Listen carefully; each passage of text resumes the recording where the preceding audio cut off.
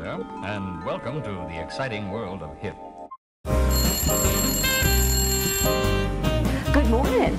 I'm Andrea Jackson with your wake-up call for Friday, February 18th, 2011.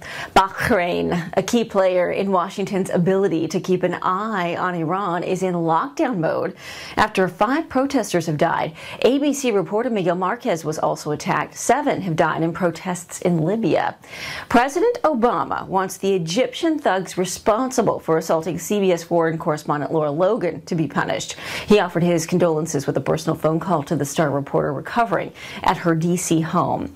So here's the deal with the union meltdown in Wisconsin. The state wants public workers to start picking up 50% of the tab for their pensions, a $300 million savings over the next 2 years to help with that state's $3.6 billion deficit.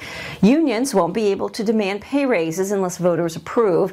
Now, in exchange, public employees have been promised no furloughs or layoffs. 6,000 could be out of work if the deal is no-go.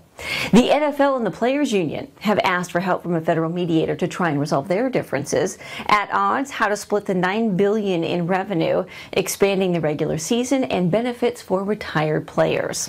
A family maid who worked for a relative of the author behind the best-selling book The Help is suing. She claims the book is about her and she wants $75 grand to keep the lawsuit out of courts. And a comedian in trouble for unpaid child support, $200 grand to be exact, claims friend Sam Kinison is the real father, and he's got DNA tests to prove it. The comedian used to open for Sam Kinison a while back. He's got no driver's license and wants the court to approve the deal so he can actually drive himself to his gigs. And new in theaters, I Am Number 4, Big Mamas Like Father Like Son, and Liam Neeson is Unknown.